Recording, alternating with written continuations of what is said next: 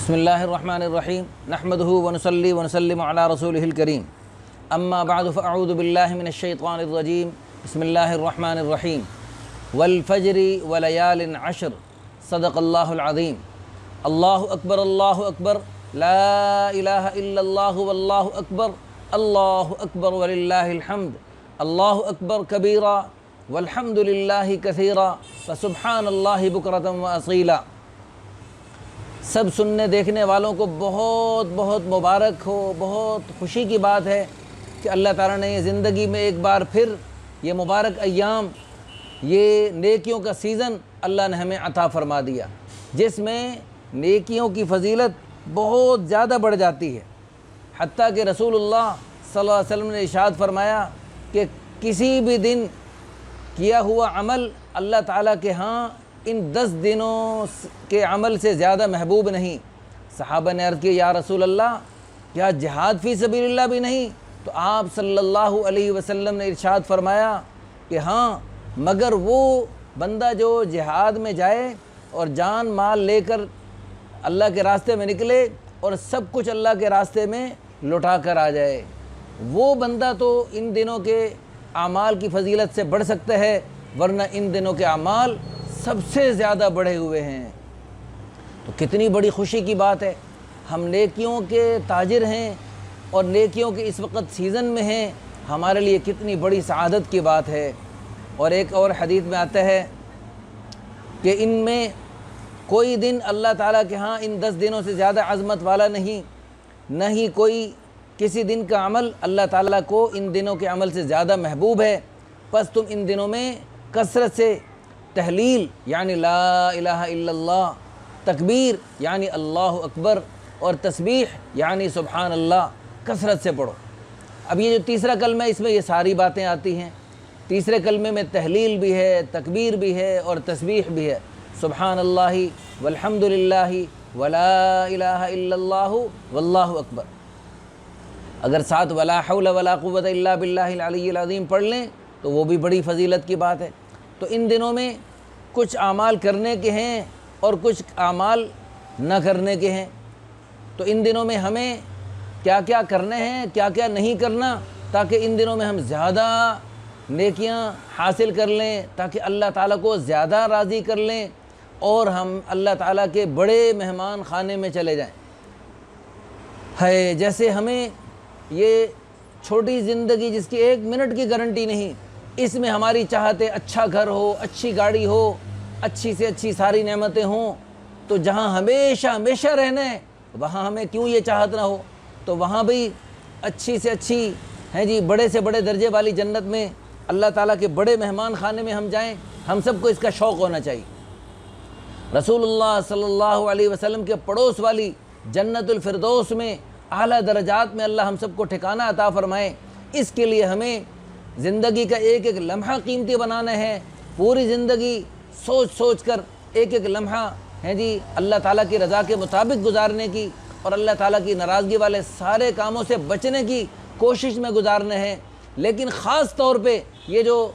خاص ایام آتے ہیں، رمضان المبارک ہو، عشرہ ذی الحجہ ہو، ان میں تو اور ایسے ہی محرم الحرام کے بعض ایام ہیں اور بہت سارے ایام ہیں جن میں نیکیوں کی فضیلت بہت زیادہ بڑھ جاتی ہے۔ تو ان کو ہمیں اہتمام سے ان کو قیمتی بنانا چاہیے۔ تو اس میں رمضان المبارک میں اور اس عشرہ ذی الحجہ میں ایک چھوٹا سا فرق ہے۔ رمضان المبارک میں تو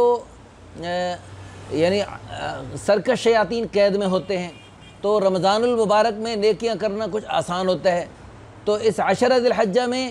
اگرچہ فضیلت میں یہ بھی بہت بڑے ہیں، لیکن ان میں سرکش شیاطین چونکہ کھلے ہوئے ہوتے ہیں، اس میں بہت سارے ہمارے بھائی، بہت ساری ہماری بہنیں غفلت سے یہ دن گزار لیتے ہیں اور ان اوقات کو، ان ایام کو قیمتی نہیں بنا پاتے۔ کیسے عظیم ایام ہیں، ہر دن کا روزہ 1 سال کے روزوں کے برابر، ہر شب قدر کے برابر۔ رمضان المبارک میں تو آپ کو انتظار کرنی پڑتی ہے طاق راتوں کی، اور ان طاق راتوں میں سے بھی 21، 23، 24، 25 اور 27 اور 29، ان میں سے کون سی طاق رات میں شب قدر ہے ہمیں کچھ پتہ نہیں۔ 27ویں شب میں بھی شب قدر یقینی نہیں ہے، احتمال ہے۔ تو اس لیے یعنی رمضان المبارک میں جیسے طاق راتوں میں ہم شب قدر تلاش کرتے پھرتے ہیں اور کرنی چاہیے، اس سے کہیں زیادہ ان راتوں کو قیمتی بنانے کی کوشش کرنی چاہیے۔ اس میں تو ہر شب قدر ہے، اور حقیقت یہ اگر ہم قدر دان ہوں تو ہماری زندگی کی ہر شب قدر بن سکتی ہے۔ اللہ تعالی ہم سب کو قدر کرنے کی اور زندگی کی ایک ایک شب کو اور ایک ایک روز کو، دن رات کو قیمتی بنانے کی توفیق عطا فرمائے۔ تو ان مبارک ایام میں کچھ یعنی جو اعمال ہمیں ویسے بھی پوری زندگی اہتمام سے کرنا چاہیے، لیکن ان عشرہ میں خاص طور پہ اہتمام سے نماز ہے۔ دیکھو نماز جو ہے وہ ساری عبادات کا سر کی طرح ہے، تو اس میں خشوع خضوع سے نماز پڑھیں، اور اول وقت میں نماز پڑھنا جو فضیلت عام دنوں میں بھی ہے، ان دنوں میں ذرا اہتمام کر لیں، اول وقت میں نماز پڑھیں۔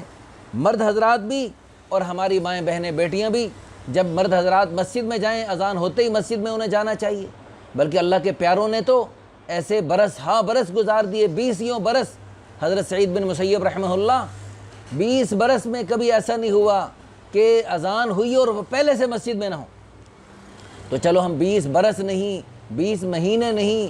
20 دن نہیں، ہم ان 8-10 دن میں ہم اہتمام کر لیں، اذان سے پہلے مسجد میں جانے کی کوشش فرمائیں، ورنہ چلو کم از کم اذان ہوتے ہی مسجد کی طرف اور اللہ تعالیٰ سے دعا مانگتے ہوئے جائیں کہ اللہ ہمیں جیسے اس عشرے میں آپ نے توفیق عطا فرمائی اپنے گھر میں جلد از جلد حاضر ہونے کی، یا اللہ ہمیں پوری زندگی کی اس کی توفیق عطا فرمائی، تاکہ تکبیر اولیٰ کے ساتھ صف اول میں نماز کی فضیلت حاصل ہو جائے۔ اور اسی طرح جتنے بھی نوافل ہیں ان کا اہتمام کریں۔ مسجد میں داخل ہوتے تحیۃ الوضو، تحیۃ المسجد، اور اسی میں آپ صلاۃ الحاجت کی نیت کر سکتے ہیں۔ اپنے لیے مانگیں، اپنے گھر والوں کے لیے، بچوں کے لیے، پوری امت کے لیے مانگیں۔ اور خاص طور پہ ان دنوں میں تو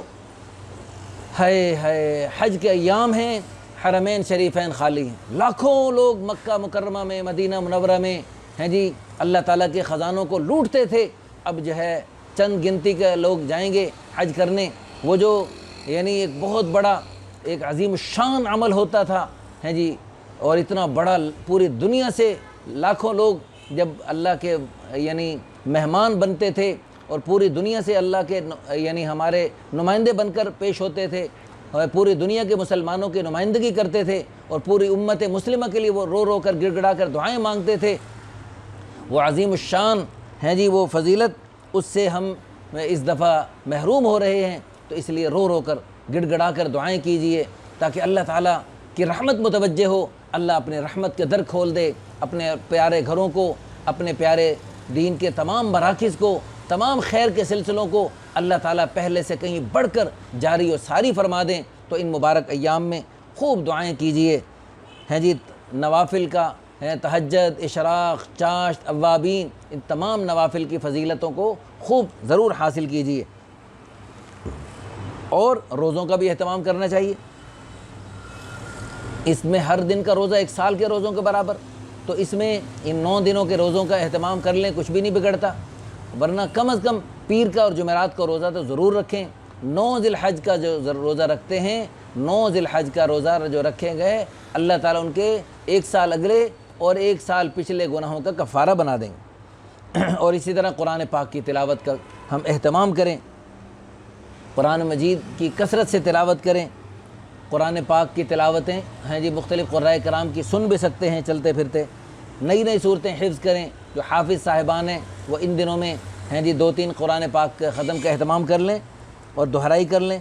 اور ماشاءاللہ قرآن پاک میں غور و تدبر کرنا، ترجمہ تفسیر کے ساتھ پڑھنا عام دنوں میں بھی بڑی فضیلت کی بات ہے، ان دنوں میں فضیلت اور زیادہ بڑھ سکتی ہے۔ ذکر دعاؤں کا اہتمام کرنا، روزانہ ہماری زندگی میں روزانہ ہمیں جو ہے معمول بنانا چاہیے، ہماری لمبی لمبی دعائیں ہوں، لمبی لمبی دعائیں۔ اور اس عشرے میں وہ 9 ذی الحج میں میدان عرفات میں ہمارے پیارے نبی سید الانبیاء، امام الانبیاء حضرت محمد مصطفیٰ احمد مجتبیٰ، سب کہیں صلی اللہ علیہ وآلہ وسلم نے گھنٹوں لمبی یوں ہاتھ بلند کر کے دعائیں مانگی۔ تو ہمیں بھی اللہ کے پیارے حبیب صلی اللہ علیہ وسلم کی سنت کا اہتمام کرتے ہوئے ہیں جی خوب رو رو کر، گڑ گڑا کر، بل بلا کر، تل ملا کر دعائیں مانگنی ہیں اپنے لیے، اللہ کے پیارے حبیب صلی اللہ علیہ وسلم کی ساری امت کے لیے خوب دعائیں مانگیں۔ رسول اللہ صلی اللہ علیہ وسلم نے بھی یوم عرفہ میں امت کے لیے دعائیں مانگی،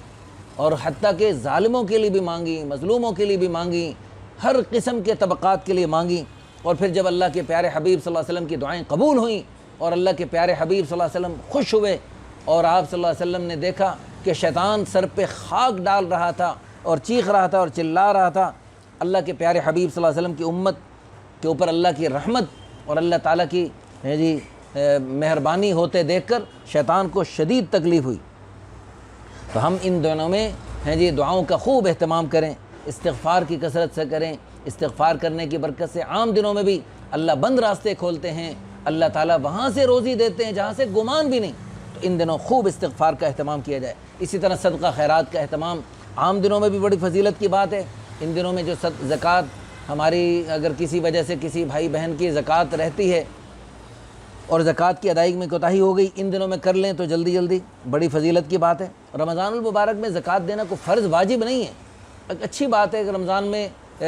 نیکیوں کا درجہ جو ہے کئی گنا بڑھ جاتا ہے، لیکن ایک آدمی پر رمضان المبارک کے علاوہ اگر زکوٰۃ اس پہ فرض ہو رہی ہے اور اس کے یعنی صاحب نصاب بنا یعنی رمضان کے علاوہ کسی بھی مہینے اور کسی بھی تاریخوں میں، تو اب وہ جو ہے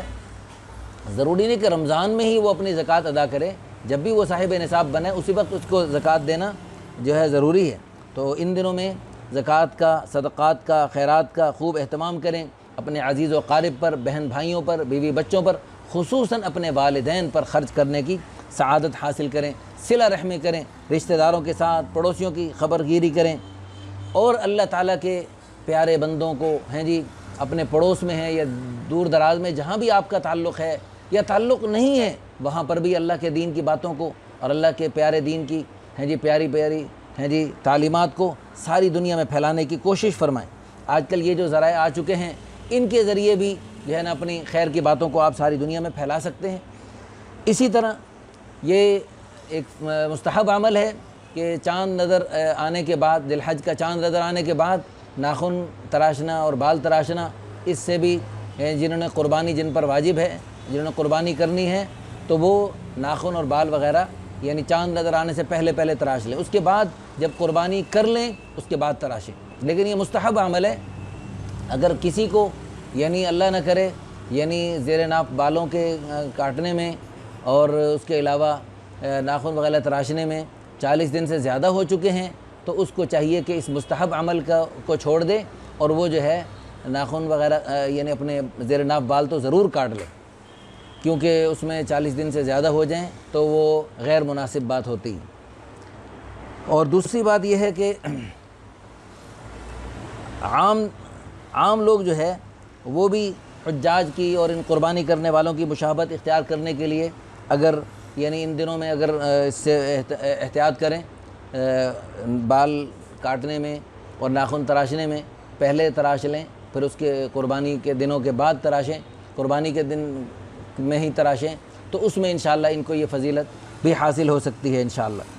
حجاج کرام کی اور یہ جو احرام میں ہیں وہ بھی چونکہ ان چیزوں سے پرہیز کرتے ہیں، قربانی کرنے والے بھی پرہیز کریں گے، تو عام لوگ بھی اگر ان کی مشابہت اختیار کریں تو انشاءاللہ ثم انشاءاللہ انہیں بھی یہ فضیلت حاصل ہو سکتی ہے۔ لیکن اگر کوئی بندہ اگر یہ مستحب پہ عمل نہیں کیا اور اس نے بال تراشتا رہا، ناخن بھی تراش لیے اس نے، تو اب یہ نہیں کہ قربانی کا وجوب اس سے ساقط ہو گیا، قربانی اپنی جگہ واجب ہے، قربانی اس کو کرنا پڑے گی۔ اور ان دنوں میں جو بھی خیر کے کام ہیں وہ سب کیجئے، اور ہر خیر کے کام کے علاوہ جو شر کے کام ہیں ان سے بچنے کی بھرپور کوشش کیجئے۔ جیسے ان دنوں کی فضیلت بہت زیادہ ہے اور ان دنوں میں ایک نیکی جو ہے نا اللہ تعالیٰ کے بہت انسان کو قریب کر سکتی ہے، اسی طرح ان دنوں میں غفلت کا کوئی کام، اللہ تعالیٰ کی ناراضگی والا کوئی کام اگر کیا تو وہ اللہ تعالیٰ سے بہت دور بھی کر سکتا ہے۔ جیسے ایک آدمی پیدل چلتے ہوئے کہیں سفر کرے گا تو بہت دیر سے پہنچے گا، سائیکل پر اس سے زیادہ جلدی پہنچے گا، اور موٹر سائیکل پہ اس سے زیادہ جلدی پہنچے گا، گاڑی میں اور سے زیادہ جلدی پہنچے گا، ہیلی کاپٹر جہاز میں اور زیادہ جلدی پہنچے گا۔ لیکن جیسے جتنا سواری تیز ہوتی گئی تو آسانی اور سہولت بڑھتی گئی، لیکن اگر خدا نخواستہ گرنے کا معاملہ ہو، اگر پیدل گرے گا تو تھوڑا سا نقصان ہوگا، سائیکل پہ گرے گا اس سے زیادہ نقصان ہوگا، موٹر سائیکل پہ گرے گا اس سے زیادہ نقصان ہوگا، اور گاڑی میں اس سے زیادہ نقصان ہوگا۔ جہاز ہیلی کاپٹر میں تو جو ہے نا ٹکڑے بھی نہیں ملتے، پر خچے اڑ جاتے ہیں۔ تو جیسے جہاز سے چلنے والا تیز جلدی پہنچتا ہے اور سہولت زیادہ حاصل کر لیتا ہے، اسی طرح اگر خدا نخواستہ گرتا ہے تو زیادہ نقصان اٹھاتا ہے۔ اسی طرح ان دنوں میں نیکیوں کو کرنے والے جیسے بہت زیادہ فضیلت حاصل کر سکتے ہیں، ان دنوں میں نیکیاں کے علاوہ گناہ کرنے والے، اللہ اور اس کے پیارے حبیب صلی اللہ علیہ وسلم کو ناراض کرنے والے کام کر کے ہم زیادہ جو ہے اللہ تعالیٰ کی ناراضگی کو بھی پا سکتے ہیں اور اپنے لیے بہت خطرناک فیصلے بھی کروا سکتے ہیں۔ اللہ ہم سب کو بچائے، اللہ ہم سب کو ان دنوں میں خوب بڑھ چڑھ کے اللہ کی رضا والے اعمال کو کرنے کی توفیق عطا فرمائے۔ باقی ایام تشریق میں جو تکبیر تشریق پڑھی جاتی ہے، اس پر انشاءاللہ پھر کسی موقع پر عرض کیا جائے گا۔ وآخر دعوانا ان الحمد للہ رب العالمین۔